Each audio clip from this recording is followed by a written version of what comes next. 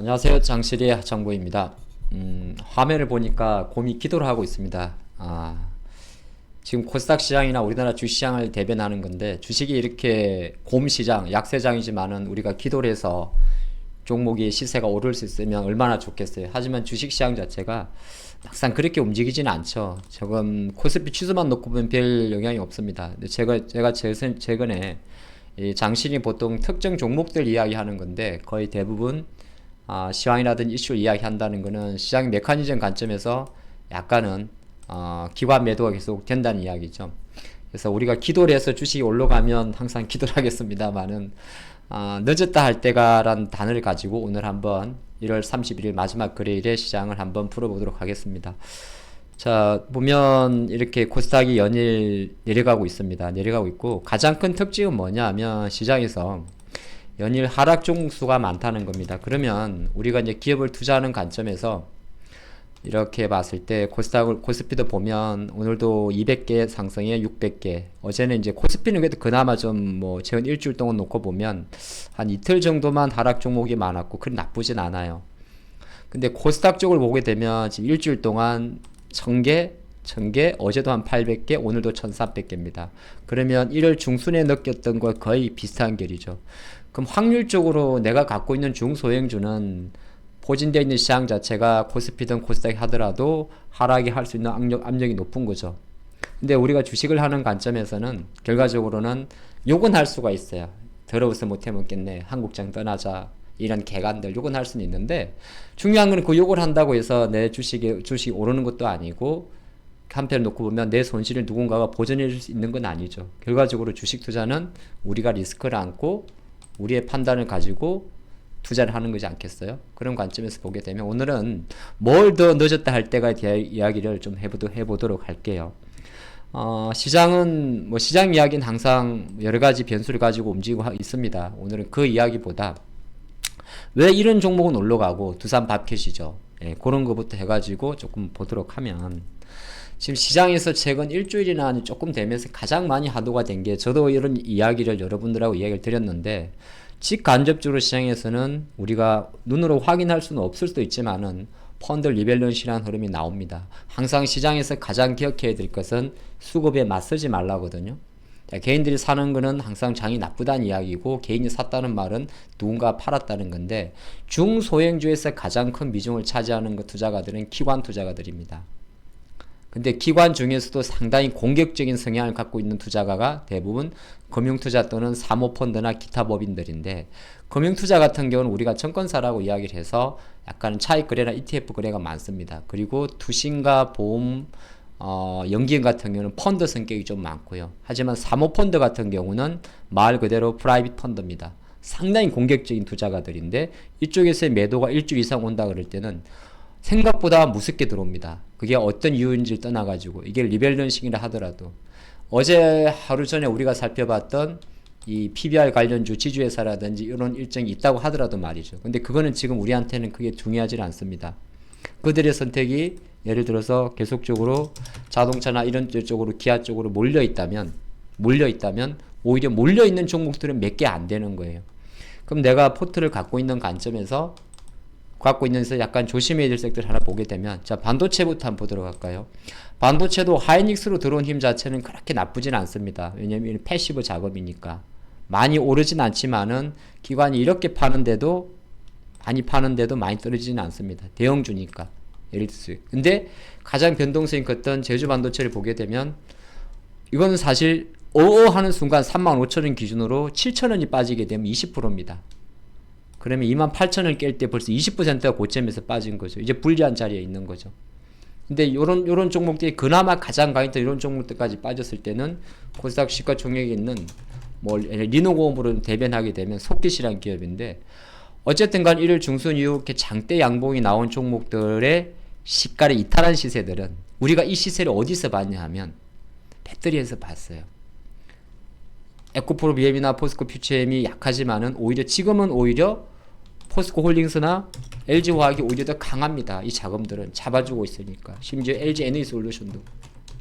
그럼 기관들 자금 같은 경우는 이쪽 자금이 현재 강한 거예요. 강하지만 솟아오르진 않습니다. 포스코 퓨처엠도 마찬가지고.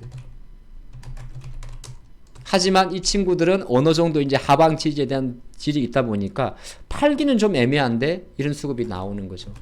에코프로 같은 경우도 마찬가지요. 주가는 계속 50만원에서 거듭을 합니다만 에코프로는 조금은 포스코 홀딩스보다는 최근에 화두가 됐던 주주환원 정책이나 이런 거에 사각지대에 있어서 아직까지는 덜합니다만 그렇다고 틀리는 매매, 뭐 예를 들어서 아까 본 대로 이렇게 반대 매매로 틀리는 매매를 제하고 나면 그렇게 강하진 않습니다. 에코프로 BM이요? 에코프로 BM 같은 경우는 또 다른 결이죠. 요 같은 경우는 최근에 나오는 이야기들이 약간 비슷한 변동인데 뭐 엔캠으로의 자금 수급 쏠림도 야니 이야기가 나오고 있습니다. 근데 이건 우리가 뭐 눈으로 확인할 수는 없는 부분이고 과연 엔캠이란 기업의 주가가 눌림목 조정을 볼 때 또 에코프로 BM이 받아주는 것도 중요한데 근데 이거보다는 이거는 사실 이 정도는 제가 오늘 이렇게 개간으로 요구할 필요도 없어요. 근데 이거보다 더 심각한 게 뭐냐? 많습니다. 이 종목이 얘는 안 되겠지만은 자 이수페타시스라는 종목을 놓고 보면 이런 종목도 마찬가지.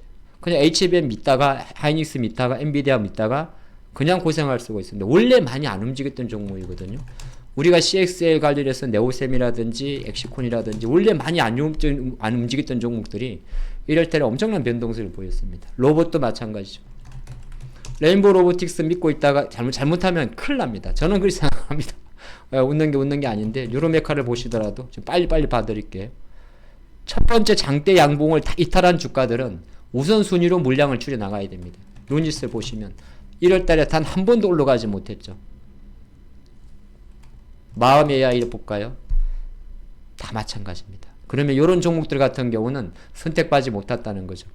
선택받지 못했다고 생각한다면 우리가 생각할 때 온 디바이스 AI든 CXL이든 다 마찬가지입니다. 심지어 만약에 맥커스라는 종목이 있습니다.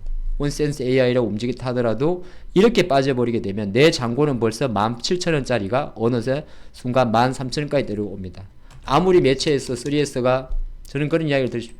내려갈 때는 내가 주식에 나중에 올라갈 수 있을 만한 근거가 있을까에 대한 명분이 필요한 겁니다. 그냥 막연히 대형주들은 어느 정도 시장의 흐름이 나오면 올라가요. 심지어 이 깝깝한 SDI나 이런 것도 올라갈 수 있는 여력이 남아 있습니다. 근데 중소형주들은 한 번의 시세가 준 이후에 시세가 30% 이상이 밀려버리면 너무 많은 종목이 있기 때문에 의외로 새로운 자금으로 들어오고 지금의 기관들이 사는 종목들이 조금 전에 본 대로 현대건설기계라든지 예를 들어서 우리 장이랑 전혀 상관없는 종목죠. 두산밥켓이라든지 이런 쪽으로 한정적으로만 들어오면 다른 종목들은 사실 시장의 관점에서는 큰 그게 없는 거거든요. 예, 기아도 마찬가지. 기아 간다고 자동차가 다 가는 건 아니죠. 예, 그 관점으로 보시면 좋습니다. 그래서 아까는 제가 판단할 때는 뭐 이건 리스크 관리 차원에서 제 의견을 드리는 건데 자율주행 관련해서 차량용 반도체 팹리스 업체들 넥스트칩의 주가를 보십시오. 19,000원짜리가 30%면은 6,000원 정도 벌써 얘는 13,000원이 깬 겁니다. 이런 친구들은 월봉이 완전 망가버리기 때문에 생각보다 시장이 자리를 잡고 올라가더라도 지금은 800선 위협하면서 올라갈 때는 어차피 2차전지가 먼저 올라갑니다. 코스닥은. 그런 관점에서는 뒤처질 수가 있어요. 차량용 반도체.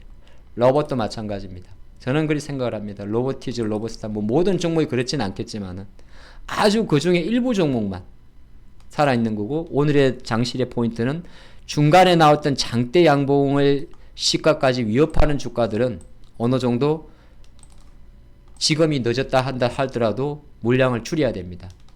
그리고 그 중에서도 만약에 본다면 조금 더 시장이 생각보다 상대적으로 강한 종목 예를 들어서 하이비전 시스템이라는 종목이 있어요. 이건 오늘 지 혼자 강한 겁니다. 이런 별개의 문제고 예를 들어서 뭐 포스코 DX처럼 자리를 잡고 야무지게 들어오는 이런 수급들 이런 건 남겨둘 수가 있죠. 오히려 추가 매수할 수도 있고 하지만 어설프게 움직이는 종목들은 생각보다 고전할 수가 있습니다. 예를 들어서 퀄리타스 반도체를 한번 볼까요?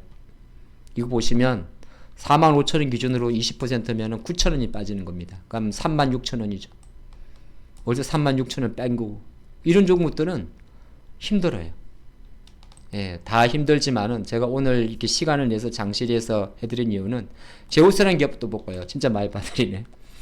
이 종목도 이 시가를 이탈했습니다. 이제 이전이란 말은 아니라 시장은 어차피 다시 올라갈 겁니다. 늘 그래 왔듯이. 근데 향후에 올라갈 때의 속도 자체는 고점 대비해서 30% 이상 빠지고 조금 전에 봤던 대로 월봉 기준으로 월봉년 난이도 상관없어요. 뭐 하나만 더 볼까요? TF이라는 종목이 있어요. 뭐다 봅니다. 반도체도 무조건 좋은 거 아니에요. 다 죽었어요. ISG 싹기. 근데 어떡하지 벌써?